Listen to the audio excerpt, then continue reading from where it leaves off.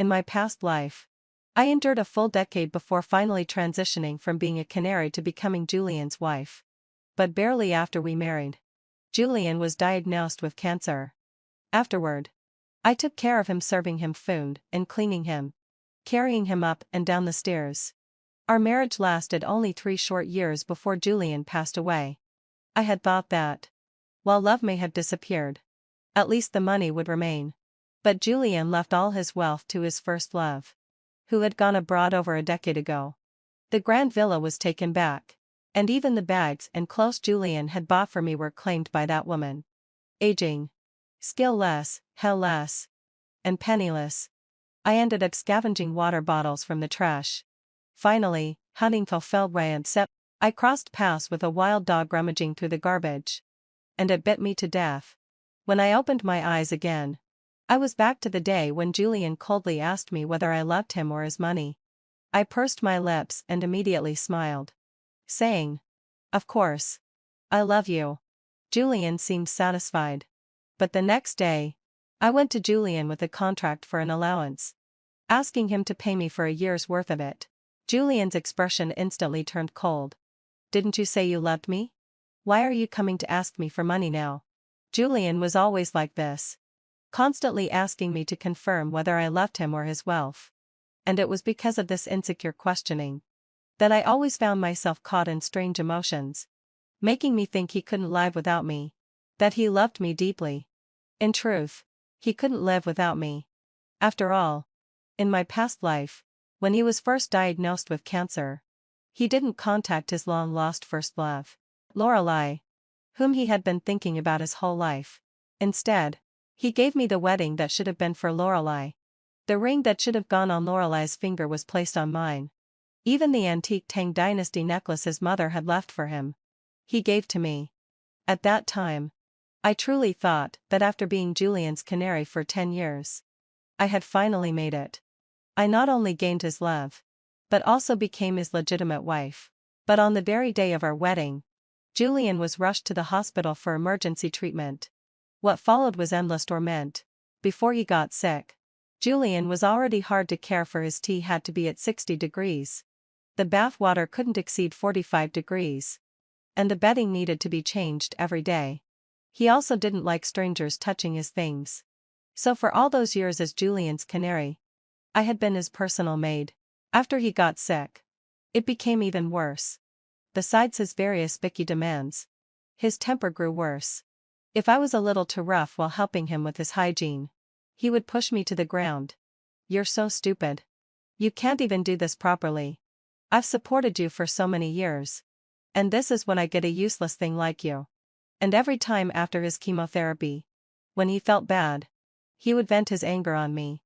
At worst, he would throw scalding hot water on my head. At best, he'd slap me across the face. Every time Julian mistreated me, I felt deeply wronged and hurt. I even thought about walking away. But every time I looked at Julian's frail body, my heart softened. After all, I truly loved him. Even the doctors said that it was normal for someone with a terminal illness to have a bad temper. So I endured Julian's bad temper, his mistreatment, for 3 long years. But instead of waiting for him to recover, I watched him die. On the night he died, he tightly gripped my hand. "Thank you, Serafina, for enduring and taking care of me for 3 years. The best decision I ever made was listening to Lorelei. Even though I didn't love you, even though I knew you were not a match for me, I still married you. But I gave you the marriage you wanted. And in return for your 3 years of care, I'll make sure you get the life you dreamed of. But I won't leave you my wealth." After speaking, Julian closed his eyes with no regrets. As I looked at his now cold body, standing by the hospital bed, I felt as though my entire body had turned to ice. Tears fell in big drops onto Julian's stiff face. And I couldn't even speak. So, after enduring 10 long years, finally entering marriage with him, and then spending 3 painful years taking care of him, what did it all amount to? Was it just for those last words of his before he died, "You've worked hard"? The thought of the pain from my past life caused my eyes to well up, and even the fingers holding my purse began to tremble. When Julian saw my tear-filled eyes, He immediately became impatient. Enough. I don't know where you learned this bad habit. Crying all the time. I supported you to amuse me. To make me happy. Not for you to cry. You said you loved me. Right? Since you love me this much, I'll give you the allowance you want. But it'll be paid in installments, £100 and a month. In my past life, Julian had said the same thing. At that time, to prove that I truly loved him, I had agreed to his request. But afterward, Julian only gave me 3 months of allowance before he seemed to forget about it entirely. I didn't want to ask again. I thought that by not asking for money, I would earn his respect, his affection, maybe even his love. Little did I know, in Julian's eyes, my behavior was just foolish. You see, Julian was a businessman. And to him, I was no different from the goods in his company. Delaying payments, extending payment periods, even not paying at all, it had all been deeply ingrained in Julian's nature. With the suffocating pain rising in my chest once more, I walked over and kissed him on the cheek.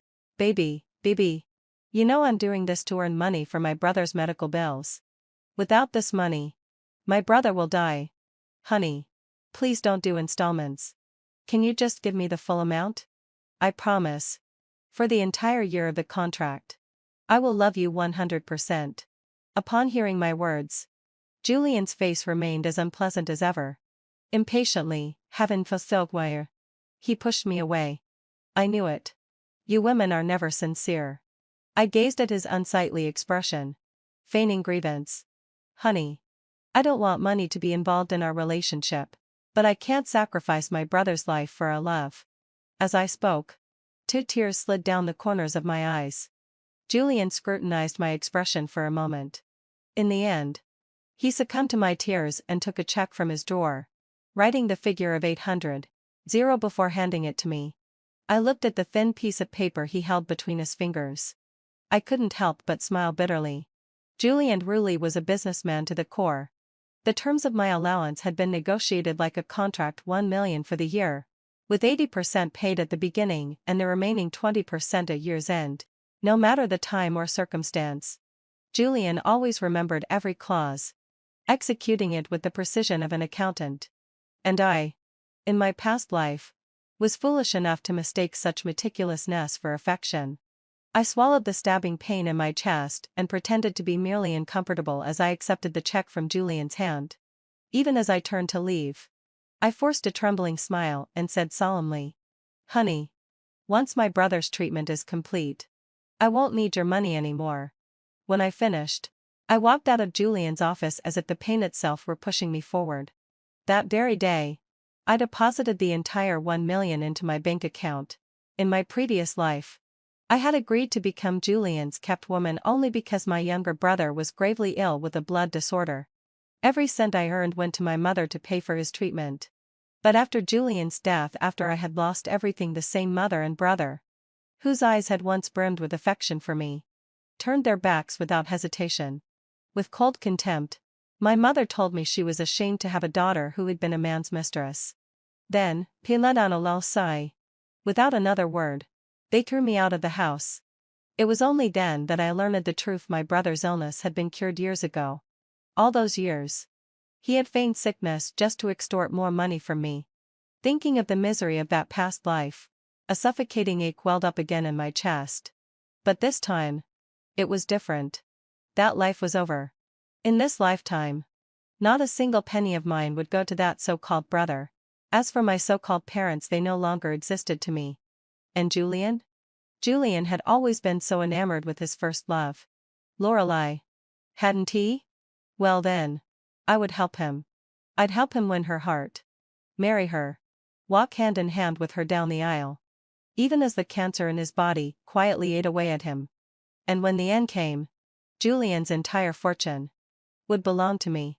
The thought still brought a faint ache to my chest. But my mood had lightened considerably. I went to the supermarket, bought Julian's favorite dishes, and even picked up a bottle of his preferred red wine.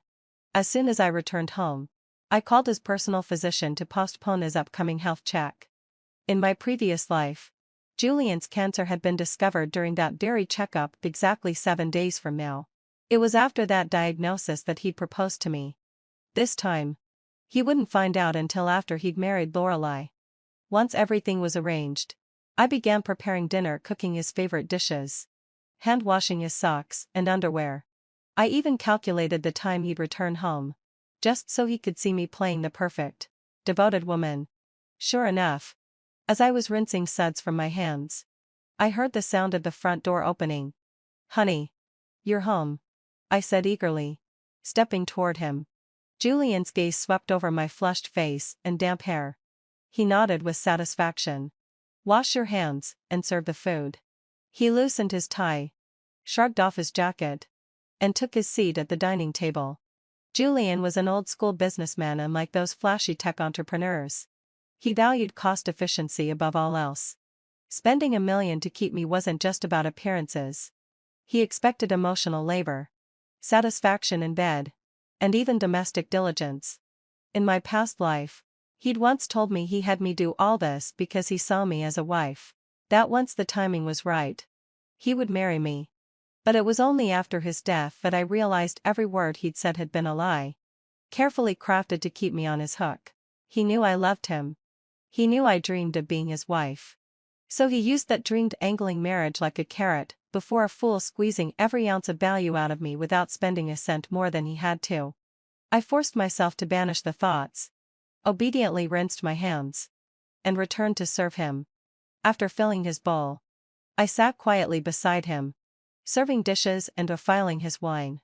When a grain of rice stuck to the corner of his mouth, I reached up to wipe it away with a napkin.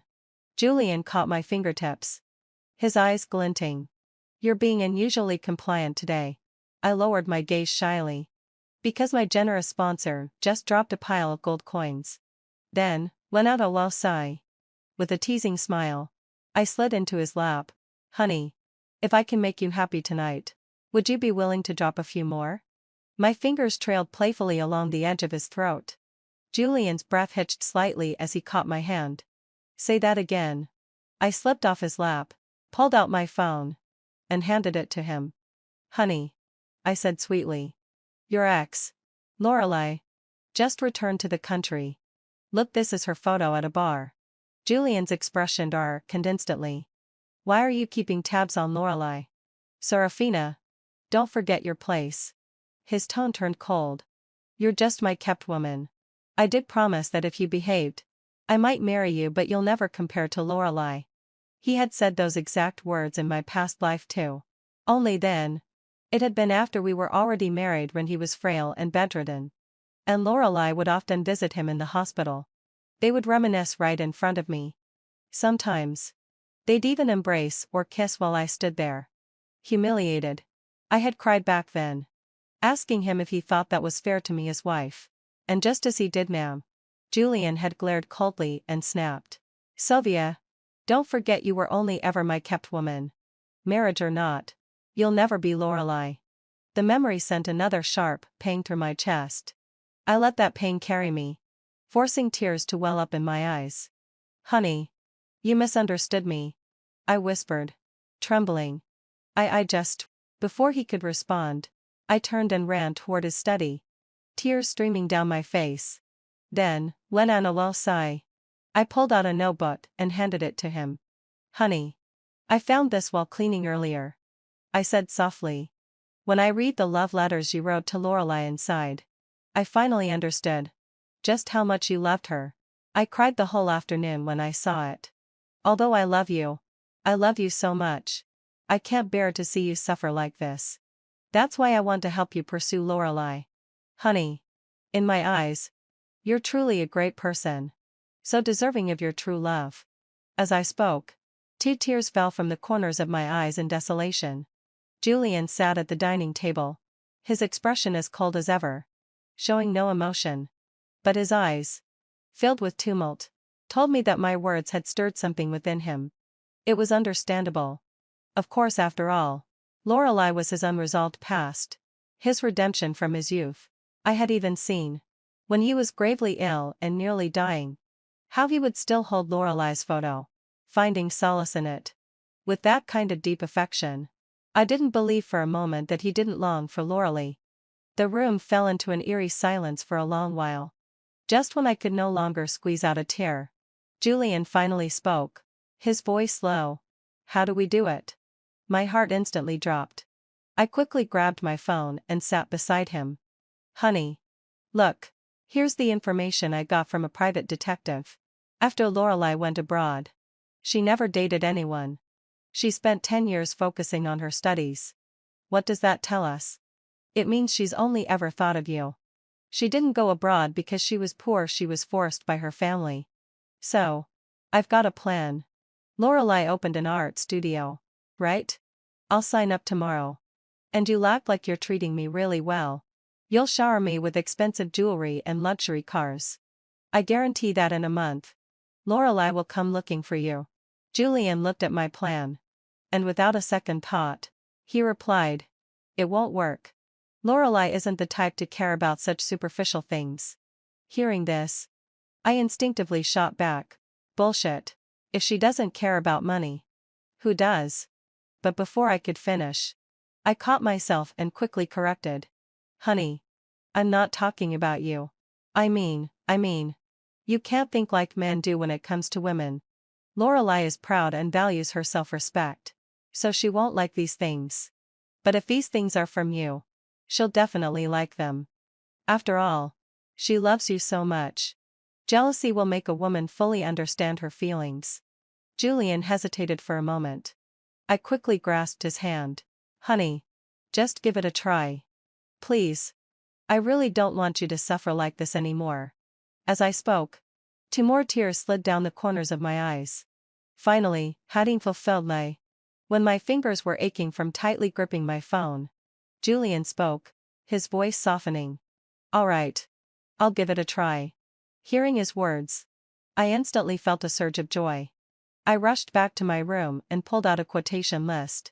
Honey. Here's the breakdown of the costs for pursuing Lorelai. Take a look. As soon as Julian grabbed the list, his pupils constricted. 10 million? To stage a show. It's 10 million? Then he pointed to one of the items. Why is this luxury car 2 million? Why don't you just rent a second and one from the market? I gritted my teeth in frustration. Honey. Lorelai is too smart. She'll spot a second-hand car from a mile away. Also, I like you. Don't look at the clothing expenses and birthday presents that cost 1 million. But that 1 million is worth it. You've been thinking about Lorelai for years, 10 years. Over 3,000 days and nights. Every minute of your time is worth so much. A measly 10 million is nothing compared to those 10 years. Julian hesitated again. And I quickly leaned in and kissed the corner of his lips. Honey. I promise you. Once you marry Lorelai, I'll return everything to you. How about that? After hearing my words, Julian finally agreed. While he was caught up in the moment, I quickly handed him the pre-prepared donation agreement, one with no conditions or cancellation clauses. Julian wanted to see the details, and I directly flipped to the last page. Handing him the pen quickly, I urged, Honey, don't you trust me? Don't worry. I'll help you win Lorelai's heart. Reluctantly, Julian signed his name. I didn't give him a chance to react, and immediately pressed my lips against his. Honey, before you win Lorelai's heart, will you spend more time with me? That night, Julian exhausted me several times. The pain was unbearable, and there were moments when I nearly couldn't hold back from pushing him away. But every time I thought about the $10 million agreement Julian had just signed, I endured it. By the next morning, I woke up early to make breakfast for him. Then I crouched down and helped him wash his face, brush his teeth, and waited for him to leave the house before eagerly saying, Honey, fulfilled, sorry. I'll send you the payment code for the luxury car later. Just have someone take care of the payment. Oh. And by the way, I'll sign up for Lorelai's art studio today. Remember. You need to pick me up with the luxury car at 7 p.m. Julian frowned slightly as he looked at me. But I kissed the corner of his lips again. Then, I began to paint a picture for him. Honey. I guarantee tonight, you'll have dinner with Lorelai. You might even get her WeChat and phone number. Julian's sharpness seemed to fall short at that moment. Are you sure? I nodded. Of course. although Julian still had doubts. He didn't say anything else. He grabbed his briefcase and left the house. As soon as he was gone, I quickly changed my clothes and left as well. I headed straight to the Ford's dealership, looked at the cars, and within an hour, I had sent Julian the payment code. Once I confirmed he had paid, I had the dealership deliver the car to Julian's office, so he could see for himself that I wasn't lying. Afterward, I went to Lorelai's art studio. Only someone as foolish as Julian could believe that Lorelai was beyond reproach.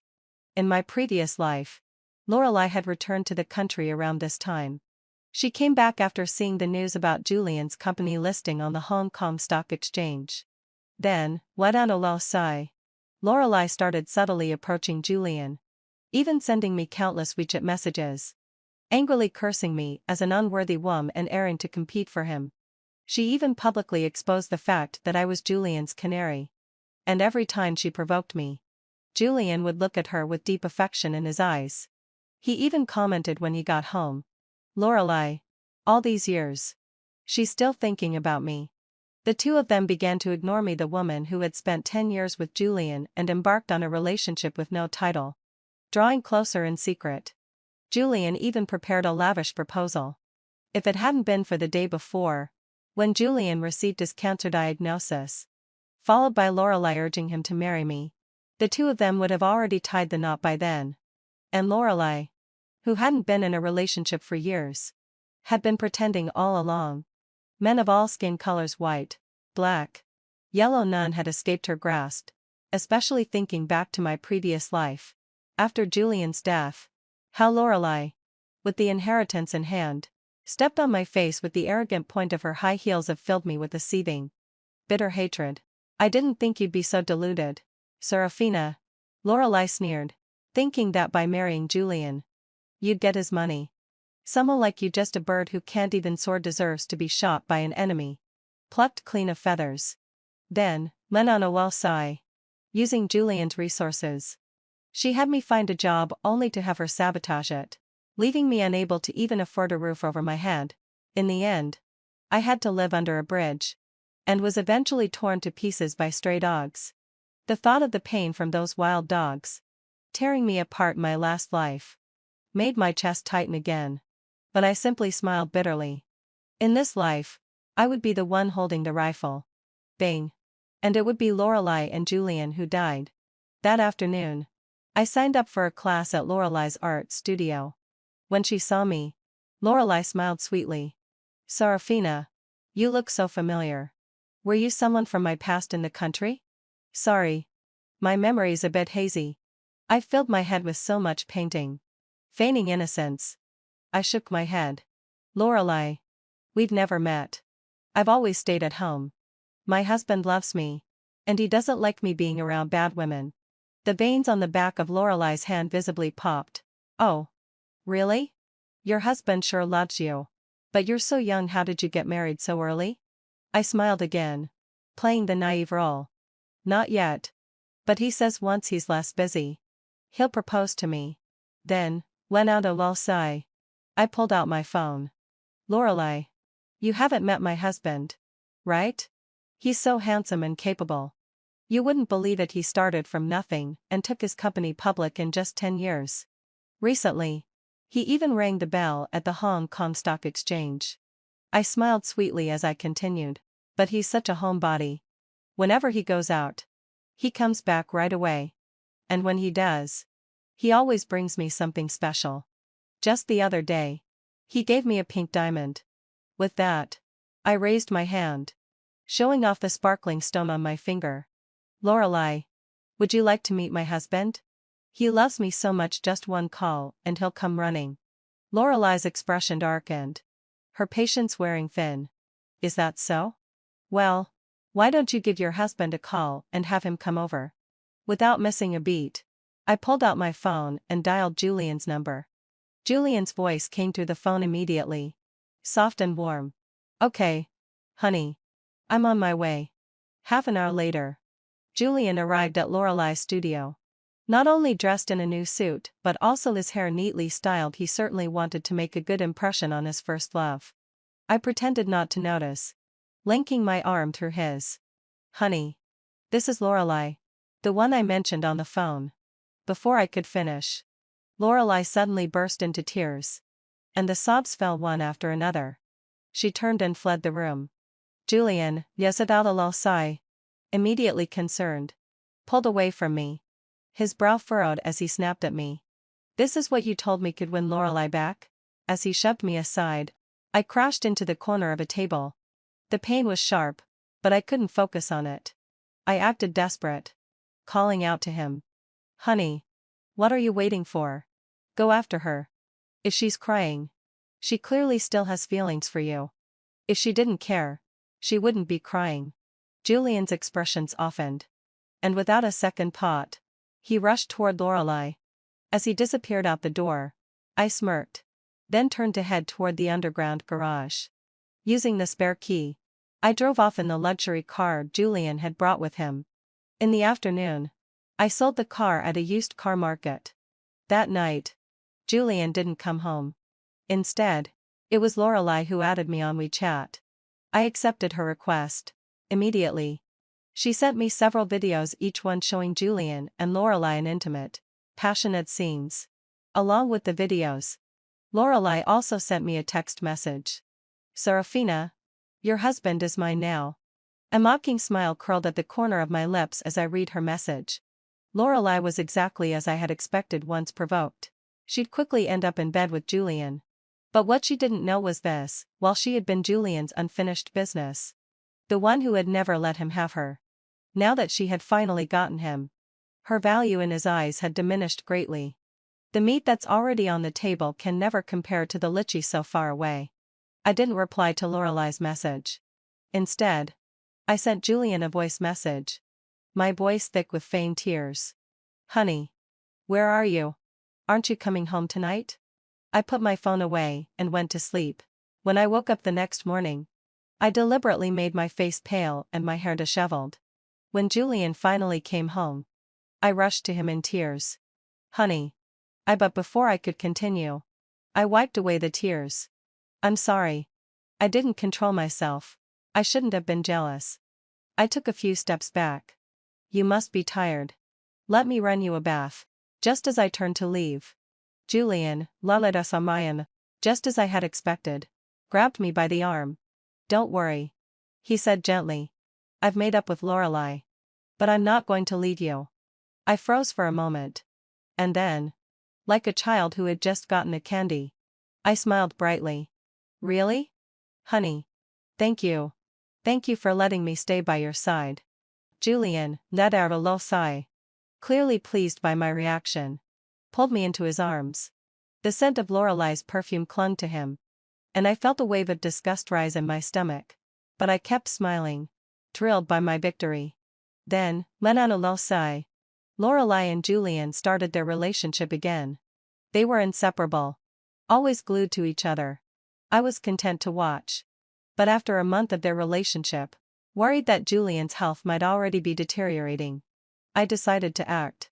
One day when he came home, I mysteriously pulled out a wedding ceremony brochure. Julian looked at me, puzzled. What's this for? I quickly forced a smile and said, Honey. I've heard something. There's a university teaching assistant at Lorelai's dance studio. And their relationship is really good. Julian's expression immediately turned cold. Serafina. I won't let you slander Lorelai. I pretended to be shocked and froze for a moment. Then hurriedly explained. Honey. You misunderstood. I mean, the university student is currently pursuing Lorelai. But she hasn't agreed to him. Although you and Lorelai are in a relationship, it's not officially recognized yet. You two have been together for more than 10 years. Why not just marry her? Don't worry. Once you marry her, you can come here whenever you want. It won't affect our relationship. Right now, I just want you to be happy. As I spoke, my expression was both pained and desperate. But beneath the despair, there was a trace of deep affection. Sure enough, Julian immediately pulled me into his arms. I didn't expect you to love me this much. Serafina, finding you in this life is truly my honor. As he spoke, Julian lowered his head to kiss me. I quickly pulled away. Honey. Before you marry Lorelai. You can't kiss me. Women are sensitive. And if Lorelai finds out we're still in contact, what will we do? We've already pretended to break up with Lorelai. Haven't we? So, you have to be careful. Women are extremely sensitive. Don't let her find out you're still in touch with me. Julian reluctantly agreed. And when Lorelai called, he left. As soon as Julian was out the door, I sent Lorelai a message. You bitch. You think you've won? The one who won is me. Julian has already agreed to marry me. Then, when on a low sigh, I sent Lorelai a photo of the wedding company's brochure and a video of Julian holding me tightly. That night, Julian blocked me on WeChat. That night, I saw photos of Julian proposing to Lorelai in her moments. At the same time, I received a friend request from an unfamiliar account. From now on, I'll contact you with this alternate account. Looking at Julian's message, I smirked. It was clear when it comes to men. The one you steal always becomes the most precious. Lorelai and Julian's wedding was held a month later. The reason for this was my relentless effort during that month. I worked hard to flaunt the new gifts Julian gave me.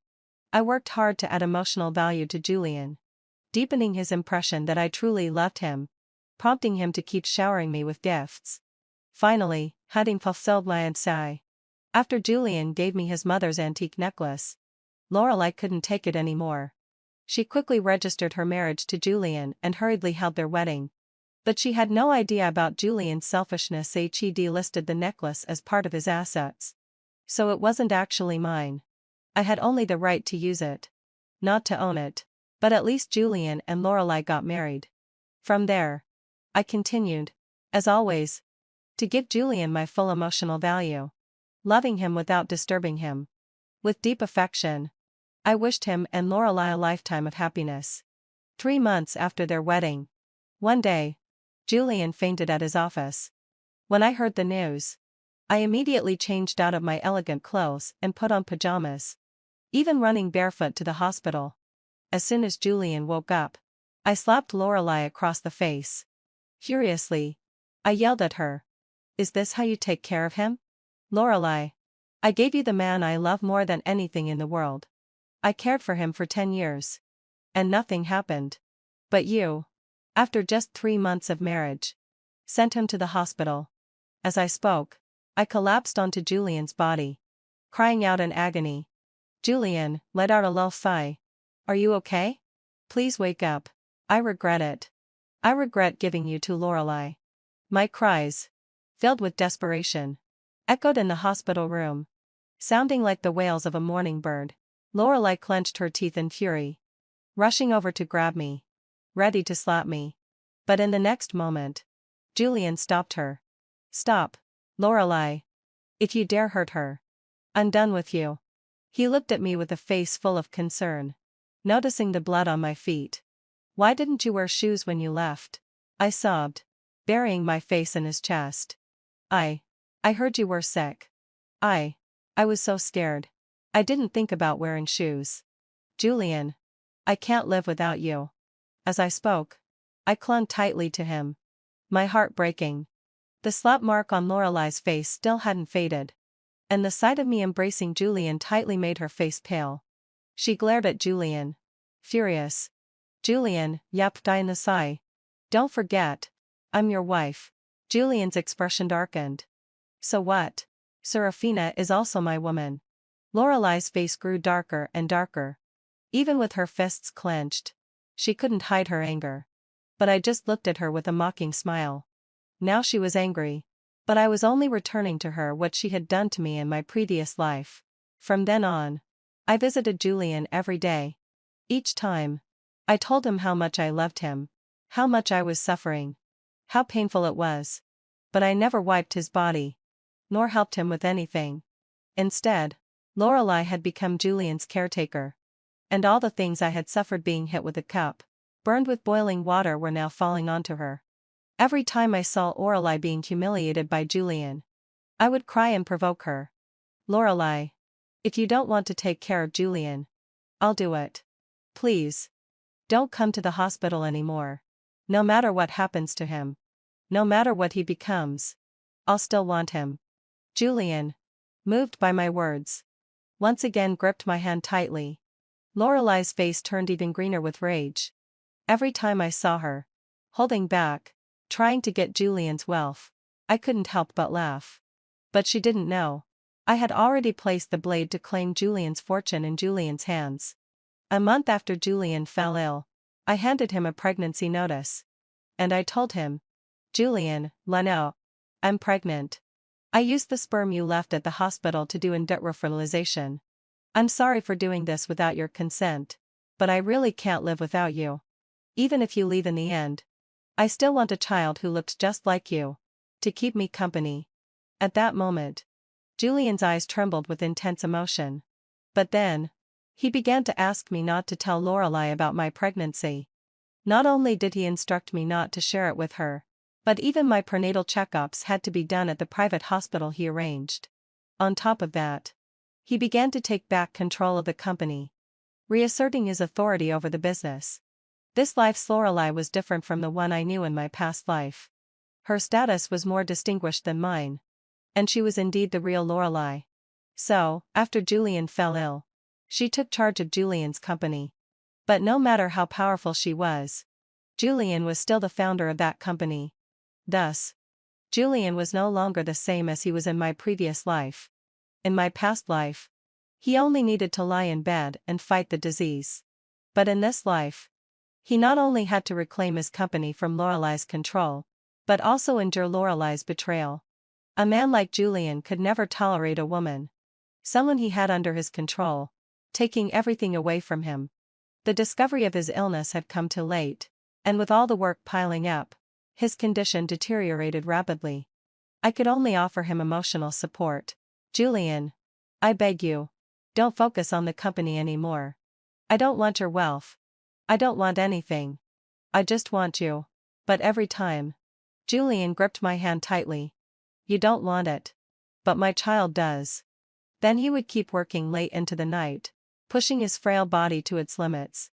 After every night spent with him, when I stepped out of the hospital room, I would unconsciously smile and gently touch my belly.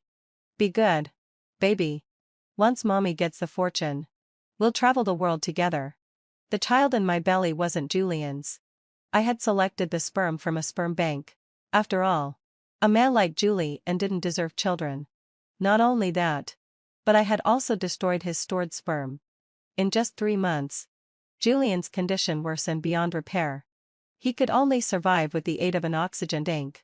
But still, he hung on to life.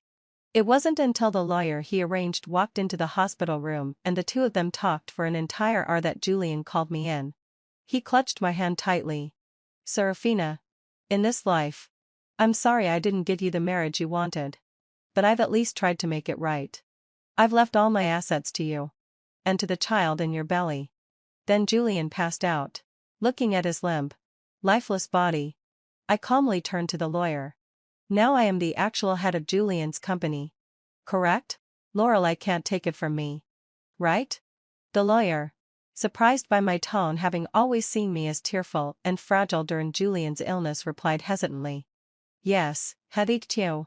Serafina. President Julian has made all the arrangements. I sighed deeply and walked over to Julian's side. Looking at his closed eyes, his frail body, I coldly said, then notify the doctor. President Julian doesn't need resuscitation anymore. He can die in peace. The lawyer looked at me, horrified. I only smiled faintly. That night, Julian died. Afterward, I didn't arrange a funeral for Julian. What was the point? I had him cremated right away. I also instructed the lawyer to tell everyone that it was Julian's wishes. He was a private man, wanting nothing more than to be quietly laid to rest, his ashes scattered at sea. Everyone knew Julian had passed. But no one knew where his grave was. Could they know? There was no grave. After the cremation, I had him disposed of in the crematorium's drainage system. After all, the sewers all lead to the ocean. Different methods. Same purpose. Once Julian was dealt with, I went to Julian and Lorelei's house that night. Then, just like in my previous life, I kicked Lorelei out. Julian was even more ruthless than I had been. Not only did I take all of Lorelei's wealth, but I also made her indebted. Julian had initially hoped to use that debt to keep Lorelei from bothering me. The innocent one. But I turned it into a weapon in my hands. I knew the law, there was no need for violent measures. So, inheriting all of Julian's property and debts, I simply transferred the massive debt to 4 unloaned sharks for a zero repayment. That night, after throwing Lorelei out of the villa, the loan sharks captured her. Their service was quite good. They occasionally sent me pictures of Lorelei engaged in extreme activities with foreign clients. It was tragic. But I was satisfied. But not entirely. After all, in my past life, I had been killed by wild dogs.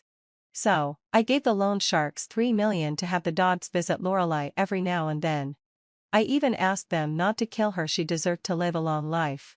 After dealing with Lorelei, my life became both rich and peaceful. Though the pregnancy was a painful experience, the rest of my life was calm. That was until a year later when the nanny suddenly informed me that my parents and brother had arrived, saying they wanted to meet the child I had given birth to. It was laughable. I calmly told the nanny to release the dogs, saying that if they wanted to visit me, they'd first have to get bitten by the dogs. Surprisingly, despite knowing I was wealthy, they still refused to be bitten by dogs. It seemed that money really wasn't worth as much as life. Later, they came looking for me again. It was just a small incident solved in just a few minutes. Afterward, I went upstairs and smiled as I kissed my daughter. Be good, darling. Mommy's here with you. The end. Her husband's first love committed suicide again. To console her, my husband actually proposed a divorce to me. Can't you be more understanding? It's just a fake divorce. I've already promised you that once her condition stabilizes, we'll remarry. What more do you want? Stop making a scene. This is something I owe her. In the past life, I had argued and refused, leading to his childhood friend's suicide by drowning in the river. He gave me the silent treatment for 3 years after that.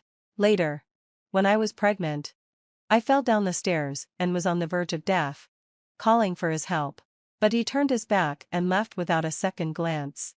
This time, in my rebirth, I agreed to his wish. Fine, I said calmly. He suddenly lifted his eyes to look at me. Get out of the car. When I opened my eyes again, I was facing the cold, icy expression of the man, with the sound of a woman crying in the back seat. My heart trembled sharply. I had actually been reborn. Back to the day of the argument with Ethan, when he had coldly ordered me to get out of the car without hesitation. Perhaps seeing that I was still not moving, his handsome face showed visible impatience. His tone turned even colder than before. Lara, get out of the car. Don't make me say it a third time. Ian's emotions can't be stabilized while you're in the car. I'll drop her off first. Then I'll come back to pick you up. This time, I didn't make a scene. I grabbed my bag and obediently opened the door to get out of the car. It wasn't because I was obedient. It was because in the past life, when I refused to get out, Ethan had dragged me out of the car and dumped me on the side of a deserted road. I had left my phone in the car, and there were no other vehicles on the road. It had rained heavily on the way, and I had walked for 2 hours in the rain to get home. When I returned home, what awaited me was not his apology, but a divorce agreement handed over to me. Thinking back to that, a wave of sadness washed over me. Seeing that I was so sensible, Ethan paused for a moment, only snapping back to reality when Vanessa called him. He then started the car and drove off. I looked at the overseas graduate offer I had just received in my inbox. This time, I chose to go. In my previous life, I had rejected the offer, because Ethan had suddenly decided not to go abroad for a job. But what I didn't know was that Ethan had chosen to work abroad for Vanessa. Later, he changed his mind because Vanessa had returned to the country. Vanessa, who had married the wrong person abroad, became mentally unstable, sometimes normal, other times completely disoriented. When she had an episode, her memory only lingered on the age of 18. When she and Ethan were the happiest. Once she learned that Ethan was married, she would try to kill herself. For her sake, Ethan had often left me to be with her. During the time when my parents passed away, Ethan was busy with her divorce lawsuit, not coming back to be with me, leaving me to face the pain of losing my loved ones alone. On our wedding anniversary, he left me alone at a restaurant, only to go with her to see the sea. In the previous life, after Ethan dropped her off and was preparing to pick me up, she climbed to the rooftop to commit suicide. To calm her down, Ethan promised her he would divorce me. Thus, Ethan proposed a fake divorce. I screamed and argued against it, hysterically accusing Ethan, while he simply watched me go crazy, even blaming me for being selfish. Can't you be more reasonable? It's just a fake divorce. I promised you. Once she's stable, we'll remarry. What else do you want? Stop making a fuss. This is what I owe her. In the end, the divorce didn't happen. When Vanessa found out, she couldn't take it and jumped into the river to die. She left behind a note, Ethan. I love you. From the beginning to the end. I've only loved you. I'm sorry. But without you, I no longer have the courage to live. I wish you and your wife happiness. At that moment, I realized they had once been together. They were even forced to break up. After that, Ethan gave me the silent treatment for 3 years.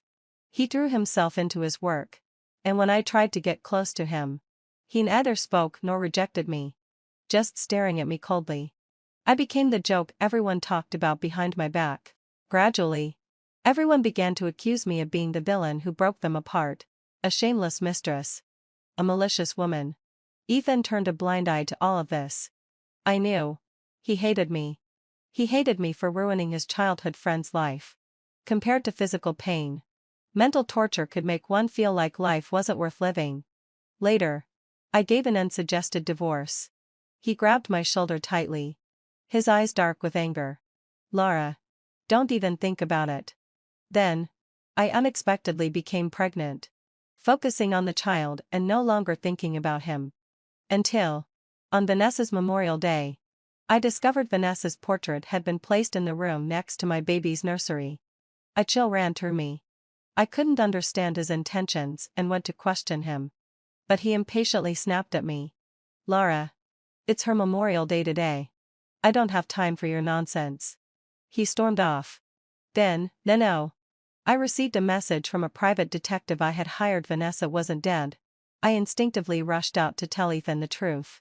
But in my haste, I lost my footing and fell down the stairs, my abdomen hitting the ground, sending waves of excruciating pain.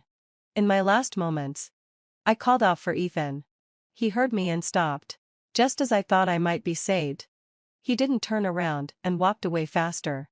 I collapsed in a pool of blood, feeling my child slipping away, and despair consumed me. My heart shattered with regret. If I could do it all over again, I would never fall for Ethan. I would only love myself. To my surprise, when I opened my eyes again, I truly returned to the past. This time, Ethan, as you wished. I bless you and your first love. I will step aside. When I returned to the villa, Ethan hadn't come back yet. I took a shower in the bathroom, trying to wash away the sticky, blood-soaked feeling that clung to me. I touched my belly, whispering, I'm sorry, baby. I hope you're born into a loving family in your next life. Healthy and happy. The pain of losing my child surged in waves. The muffled sound of my sobs echoed in the bathroom. When I came out, I saw Ethan sitting on the sofa, a divorce agreement in front of him. When he saw my red, swollen eyes, he mistook it for sadness from being abandoned, and a trace of sorrow flashed in his eyes. He opened his mouth several times but stopped himself. Finally, having fulfilled my upset, he mustered the courage and, as in my past life, proposed the fake divorce. I didn't say anything, only staring coldly at him. I remained indifferent as he sighed deeply. Laura, let's talk about Yuan, he said. I said nothing in response but sat down across from him. He spoke slowly, explaining, I've known her since we were children. After the Vanessa family went bankrupt, she moved abroad with her mother.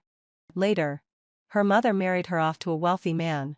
But he had violent tendencies and frequently abused her, leaving her both physically and mentally scarred, especially during the divorce proceedings. That bastard kept sending people to try to drag her back. She lived in constant fear. And her mental state deteriorated. She couldn't be alone for a moment. I've been accompanying her for treatment these past 2 years. And she's gradually improved. But when she found out I was getting married, her condition suddenly worsened. The doctor said she can't handle any more stress. And I want her to live a normal life. Lara. You understand, don't you? He looked at me with earnest eyes. As he spoke of Vanessa's suffering. Her struggles. He tried to. No, he demanded that I understand his actions. He repeated that they were innocent. And that he now only regarded her as a sister. Once she recovered. He promised to immediately reconcile with me. But he didn't realize that the sorrow and affection in his eyes when he spoke of her, the anger he showed when mentioning her ex-husband, didn't feel like a brother's concern at all. I had seen the look of love in his eyes before. So I knew exactly what it looked like when he cared for someone. My fingers curled involuntarily. I thought I no longer cared about him. But when I saw him favoring her once again, the feelings I tried to suppress hurt. Sadness. Anger. Resentment rose within me. My heart ached as if pierced by a sharp knife. Wounded and bleeding. Pain deep to the bones. But I wasn't hysterical. Like I was in my previous life. I fought to suppress the roiling emotions inside me. Fine. I said. Flatly. He was stunned. His eyes widening in disbelief. I didn't care what his reaction was. Lowering my gaze, I picked up the pen on the table and signed the divorce agreement. The stroke of the pen was firm, decisive, and clean. Suddenly, Ethan seemed uneasy. A flicker of panic in his eyes. Lara. Trust me, hadn't you felt my sigh. My heart belongs only to you. After this is over, I'll take you abroad on a trip. Also, I still owe you a wedding. When this is over, I'll make it up to you with a grand celebration. Don't worry. This is just a temporary separation. I'll always love you. He pulled me tightly into his arms, comforting me over and over again. His tone was gentler than I had ever heard. I leaned against his chest, listening to the frantic beat of his heart. A silent, cold smile tugging at my lips. Love me? Huh. I believed those words when Vanessa first appeared in the picture. In my past life, he treated me well. He was cold but thoughtful. He remembered every small thing I mentioned, every casual remark I made. We had had sweet, happy moments together. When did things change? It was during our 2nd year of marriage. When he started traveling abroad frequently. I thought it was just because of work. I never imagined it was to accompany his childhood sweetheart through a divorce. It was the man who used to buy me blueberry cakes who suddenly brought me strawberry ones. At the time, I pouted. Why strawberry? He froze for a moment. His eyes evasive. I thought you might get tired of blueberry. I just wanted to change things up. Later, I found out that it was Vanessa who loved strawberry cakes. When he bought me the latest high-end clothes and jewelry, he never managed to get the pieces I liked. I thought they were hard to find. Until I saw them on Vanessa. After she returned to the country, Ethan even gave her a house, a car, and shares. He never spoke of love to her. But his actions were full of it. He told me he loved me. Yet his actions never showed it. At that moment, the sound of something heavy hitting the ground came from the door. I turned to see Vanessa standing at the doorway. Her eyes teary as she looked at Ethan. Did I interrupt something? She said, biting her lip. Her voice shaky as she turned to leave. Ethan's face turned panicked as he suddenly shoved me away and chased after her. I could hear his voice in the hallway. I wanted you to help me with my hair. You used to do that for me. Ethan, do you not want me anymore? His voice was soft, tender. No. I'll always be here for you. Whenever you want. And just like that. They embraced. I cut in. Hold on. You forgot something. I looked at them calmly and handed Ethan the divorce papers. Ethan froze. His expression stiff.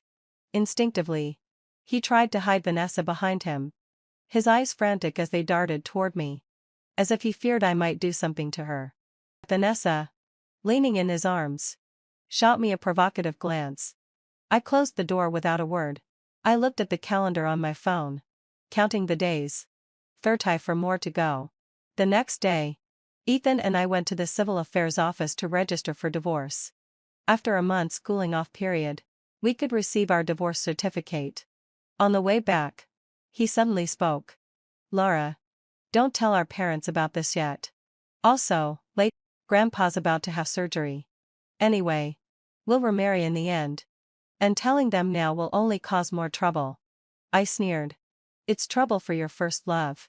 Right? Ethan. You don't know. But I won't remarry you. I had been waiting for this divorce. The company sent me on a business trip for a week.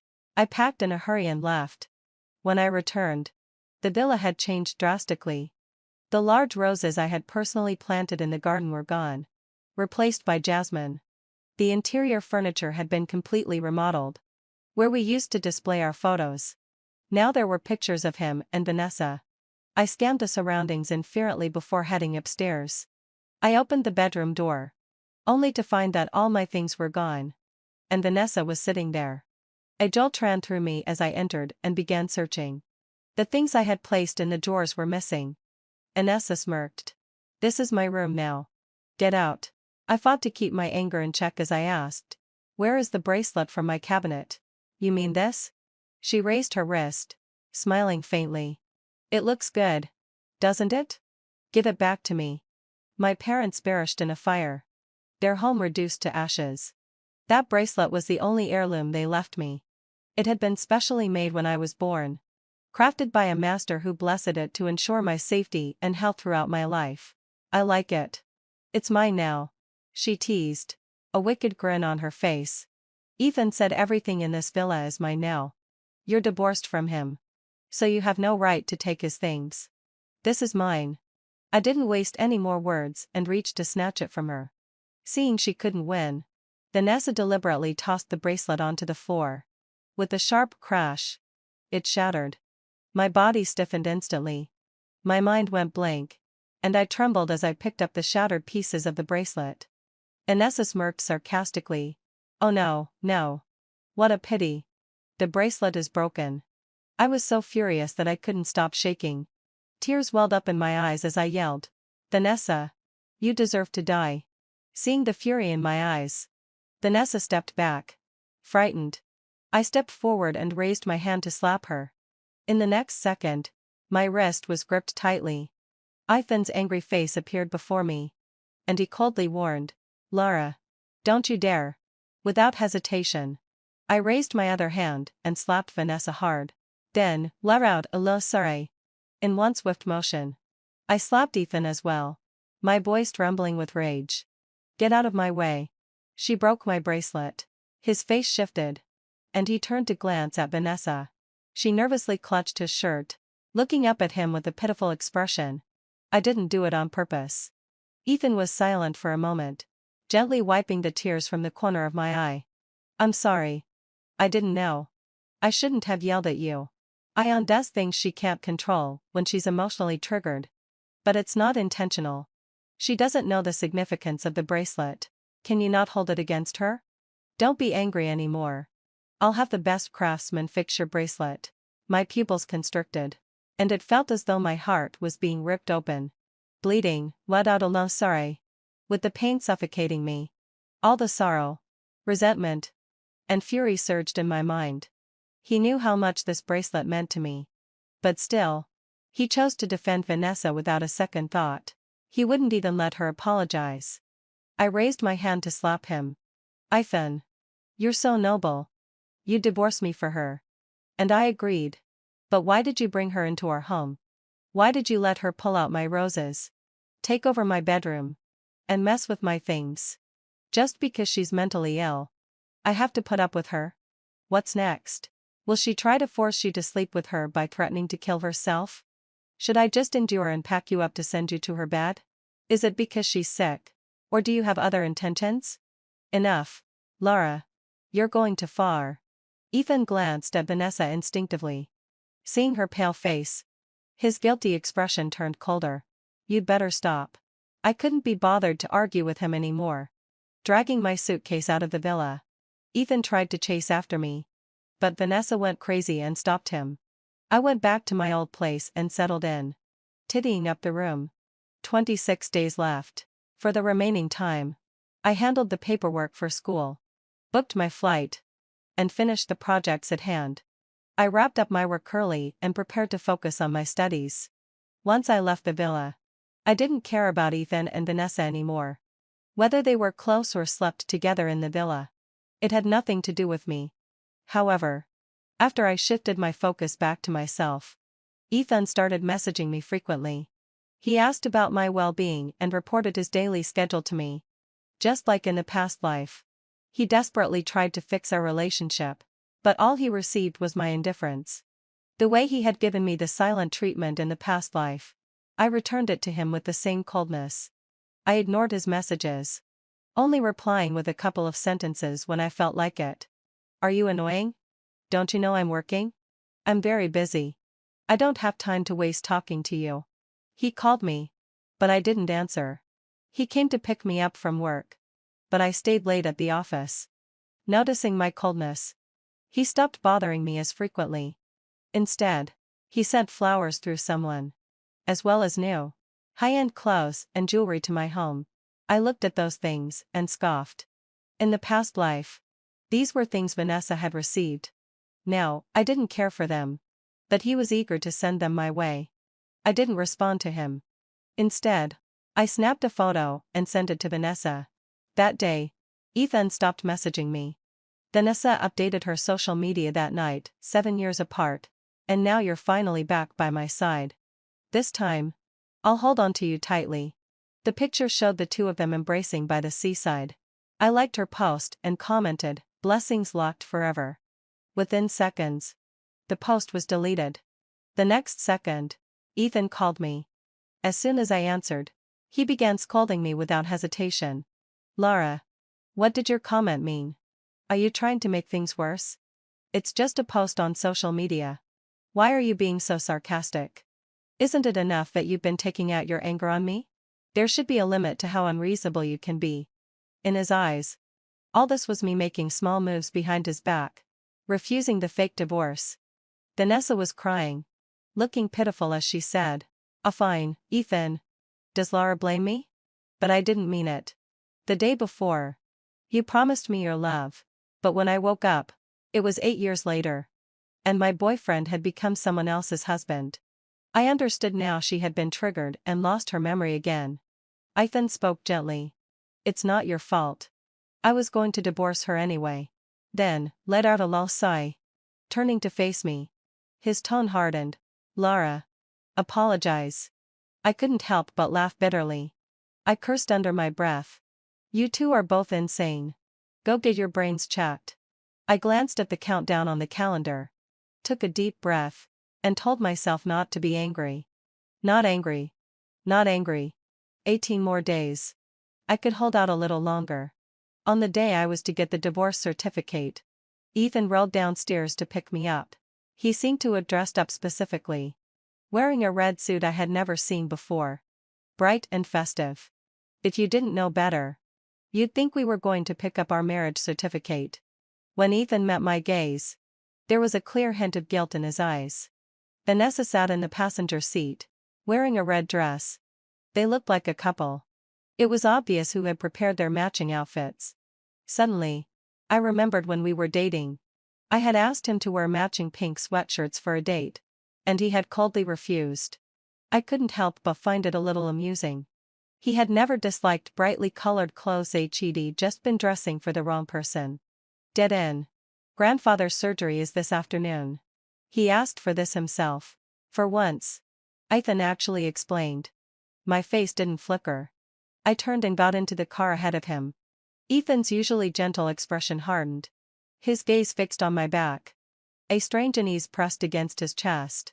That unease grew heavier the closer we came to the Civil Affairs Bureau. As we waited in line, he glanced out at the low, leaden sky. It was so oppressive it made one's breath catch. Then he looked back at my calm, indifferent face. Suddenly, he didn't want the divorce anymore. "Lara, let's not do this. Okay?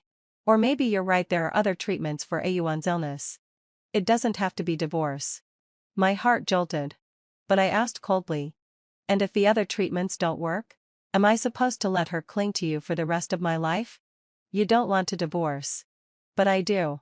Using the excuse I had prepared, I said firmly, we're divorcing. Get her treated and send her away. I don't want to see the two of you acting all tender and ambiguous anymore. At my words, Ethan secretly exhaled in relief, the anxiety evaporating from his chest. He squeezed my hand, his voice uncharacteristically soft. All right. Then afterward we'll go on vacation. Come to think of it, we've been married 3 years and never had a honeymoon. The man who was usually so terse was talking far too much today. He rambled on about post-divorce travel plans until people nearby began to stare. After all, no one comes to the divorce registry to discuss honeymoon destinations with the wife who's about to become his ex. I smiled brightly on the surface, while inside I was cursing him. Idiot. Who wants a honeymoon with you? Tomorrow I'm gone. When the divorce certificate landed in my hands, my mood soared. Stepping out of the Civil Affairs Bureau, I tilted my head up toward the sky. The sun was breaking through the clouds, the day slowly brightening. A breeze brushed my hair, carrying away the last of my shadows. For the rest of my life, I would walk into the light. As soon as we came out, Vanessa rushed over to Ethan, snatching the divorce certificate from his hand and beaming. But Ethan bypassed her and came straight to me. We're going to see grandfather later. Come with me. I let a rare smile touch my eyes and lips. No. I called a car. Different cars, but the same destination. Hand in hand, Ethan and I entered grandfather's hospital room looking like a loving couple.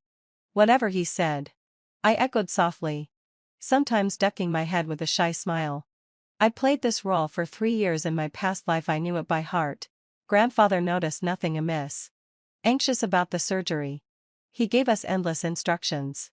In my previous life, petting Fulsil Wayabsai. After Vanessa's death and her scandalous parting words, everything had blown up. Grandfather learned the truth, his anger worsening his condition. And he died before he ever reached the operating table. This time, the surgery went well. At last the stone in my heart rolled away. I had no more ties left. That final night, I stayed to watch over grandfather. My flight was at noon. Back home, I dragged my prepacked suitcase toward the airport. At the entrance to the residential complex, I saw Ethan getting out of his car. When he spotted me, luggage piled high and passport in hand, his face darkened and he strode toward me. Where are you going? My body stiffened. Inwardly I cursed him for picking the perfect moment, but outwardly I remained unruffled. A last-minute business trip. He frowned. Wasn't your project wrapping up? What's so urgent? Our companies had joint projects. His boss knew mine. He was aware of my work progress, and not that I'd already quit. I smiled lightly, blurting out, "You don't understand my work." I froze. It was a line he'd often thrown at me. He opened his mouth to say more, but his phone rang. It was the housekeeper. I caught Vanessa's and Ethan's mother's names drifting from the speaker. His expression shifted dramatically. Without another glance at me, he spun on his heel and drove off. And I climbed into a different car, heading the opposite way. Goodbye, Ethan. I even prepared you a farewell gift. I hope you enjoy it. When I left, I told no one. I only left Ethan's mother a letter and a file. I told her how Vanessa had threatened and suicide to force Ethan into divorcing me. And when their affair began, I also included documents proving Vanessa's collusion with a psychiatrist. Everything about her feigned madness laid bare for Ethan's mother to see. Vanessa's mother had once been Ethan's father's mistress, and had even shown up to provoke Ethan's mother. After she was cast aside, she latched onto another rich heir. This time she was shrewder. She gave birth in secret, before presenting the child. The heir was a playboy who accepted the baby but not the woman. So Vanessa stayed with her mother's family and grew up in the same social circle as Ethan. When the two of them began dating in their senior year of high school, Ethan's mother discovered Vanessa's parentage and tore them apart at once. Vanessa, like her mother, took the $5 million offered and obediently went abroad. At that time, because of our company's expansion, my family had just moved to this city. Ethan's father and mine had been war comrades. Over time the two families became close. Ethan's mother, eager for her son to forget Vanessa, actively pushed the two of us together. I'm a sucker for looks. Ethan was tall, handsome, and exactly my type, so I pursued him. We naturally ended up together. Until Vanessa returned. I had no idea Ethan had once loved and lost another woman. Ethan's mother adored me. Treated me as a daughter all these years. In my previous life, when she learned that Ethan had cold-shouldered me for 3 years, she stormed into his office and beat him until he vomited blood. When I became pregnant, she planned to leave her property to my child. So even if I left, Vanessa could never take my place as Mrs. Afron. Ethan's mother would never accept her son loving a mistress's daughter. I'm no saint. I can't forgive Vanessa for wrecking my marriage and then faking her death to slip away. I can't forgive Ethan for 3 years of silent cruelty. No one knows how. In those years, I drowned in self-doubt, inferiority, loneliness, and pain. I will not bless them. I want them to spend the rest of their lives as I did in my past life. In pain, in loneliness, in despair. After getting off the plane, I stayed at a hotel. I thought I would have trouble sleeping alone in a foreign country. But to my surprise, I was reborn and had the most restful sleep I'd ever had. The next day, I met with a real estate agent to look at apartments. Everything went smoothly. I confirmed the apartment, handled my enrollment procedures at school, and settled in. Graduate life was fulfilling, attending classes, reading papers, writing essays, and having group meetings. In my spare time, I joined club activities and made quite a few new friends. My life was experiencing something new. 3 months later, I heard about Ethan again. I ran into one of his friends on the street, and he seemed surprised to see me. He told me that Ethan had been desperately looking for me for the past 3 months. He said I was ruthless, truly abandoning Ethan and leading him. He went on to say that after I left, Ethan's mother had stormed into his house the next day and slapped Vanessa. After learning the truth about Vanessa, Ethan immediately kicked her out. It turned out that Vanessa hadn't just pretended to be mentally ill to deceive Ethan. Even her story of being abused overseas was a lie. She wasn't forced by her mother to marry. She'd seduced a wealthy man and used pregnancy as a means to secure a position. Before that, she'd been living a promiscuous life. So when the child was born, her skin color was off, having been cheated on. Her husband was naturally angry enough to beat her. She didn't resist, instead trying to win him over. When her husband's family fell into financial trouble, she immediately filed for divorce and even hired someone to put her husband into a coma. That's why her former in-laws never let her off the hook. As for why she came back to Ethan, it was clear it wasn't for love, but for his family's wealth. After she was kicked out, Vanessa, unwilling to give up, repeatedly blocked Ethan at his company and villa. Ethan, furious, sent people to return her to her ex-husband's family. To prevent her from escaping, her in-laws broke her legs, ensuring she would spend her life taking care of her paralyzed ex-husband. My friend also said Ethan had been so drunk that he ended up in the hospital multiple times, encouraging me to go back and check on him. He didn't really cheat, just give him a chance to realize his mistake. He has always loved you. I lowered my head and smiled faintly, stirring my coffee slowly with a spoon. The aroma filled the air as I calmly responded. I overheard what you all said in the private room. My friend's words faltered as he looked up at me in shock. That day marked the 19th day of the divorce cooling-off period. And it was also my friend's birthday. Sitting across from me, Ethan hadn't brought me along but had openly brought Vanessa. It was my last day at work, and I had stepped out to take a call. As I passed a private room, I heard someone call Ethan's name. I instinctively stopped and peered through the door crack. I saw Ethan with a few of his friends. One of them asked, "No way. Ethan, are you serious? Are you really divorcing Laura for your ex-girlfriend?" "Yeah. Aren't you afraid she'll run away?" Ethan chuckled lightly, swirling his wine glass with a confident smile. "She won't. She can't live without me. Besides, she's an orphan now. Without me, where could she go? You all know her personality. A few sweet words, and she'll stick to me like glue." His friends laughed out loud. Yeah. When Lara saw Ethan for the first time, she was hooked, following him around like a puppy, and couldn't get rid of him. I clenched my fists, a bitter smile creeping onto my face. So all these years, in his eyes, I was nothing but a loyal dog. At that moment, Inessa's sarcastic voice rang out from behind me. So you were the one chasing after him all along? No wonder when I casually mentioned it to Ethan, he immediately agreed to divorce you. As a fellow woman, I advise you to have some self-respect. Don't just throw yourself at any good-looking man. It's so cheap. She was trying to provoke me, but I didn't give her the satisfaction. Instead, I offered a faint smile. At least I won't throw myself at someone else's husband. That's what's really cheap. Whether you said it casually or desperately sought him, you know it yourself.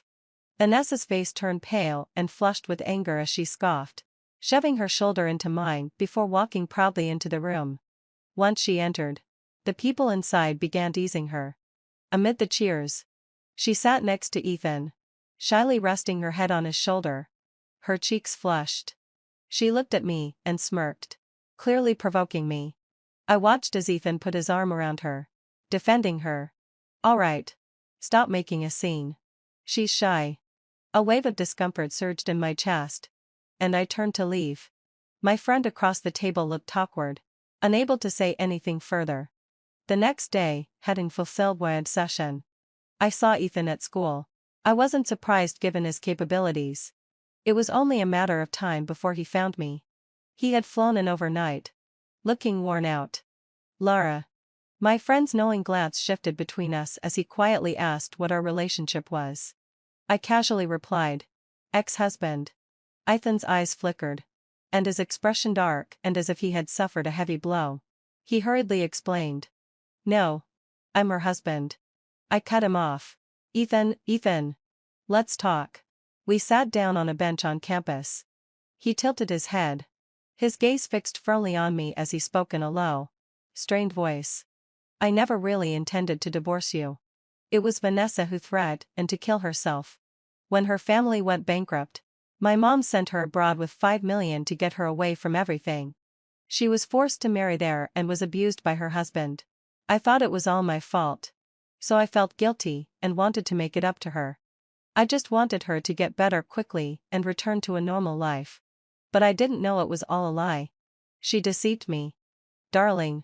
I swear. I haven't been unfaithful. I didn't cheat. I've already restored the house. I replanted the roses in the yard. I looked at him quietly, my expression unwavering. It seemed he understood my feelings. As his face slowly turned pale, and his once strong features were now tinged with sorrow. Is it because I didn't cheat that you still won't forgive me? I nodded slightly. Yeah. His eyes reddened, and he grabbed my hand tightly. Why? Is it because I pretended to divorce you for her? I looked at him, and for a moment, I saw the frantic me from my past life, asking the same question over and over. Strangely, I felt a sense of vengeance. I smiled faintly. Do you know why I chose to come to this school? Because back then, you said you were going to transfer here for work. So while working, I secretly studied for the entrance exams, planning to give you a surprise. But what about you? What's the real reason you're here? Is it for your childhood sweetheart? To help her get a divorce? For the past 2 years, you've left me for her countless times on my birthday, our wedding anniversary, when I was sick and waited for you all night, and when my parents died. You weren't by my side during my darkest, most helpless moments. With all that, how can you still say you didn't cheat? No, you just didn't cheat physically. Stop telling me you only love me. I don't believe it. I can't feel your love. Ethan's face drained of color, and a tear fell from the corner of his eye. No, Lara. Forgive me. Please. I've already sent Vanessa away. She won't be in front of you again. He cried, his tears falling onto the back of my hand. I almost found it amusing. The first time I saw him cry was in my past life when he found out Vanessa had passed away. At that time, he had red-rimmed eyes, grabbing my shoulders like an angry beast, lashing out at me. Lara. She's dead. Are you happy now? Satisfied? Those tears so cheap.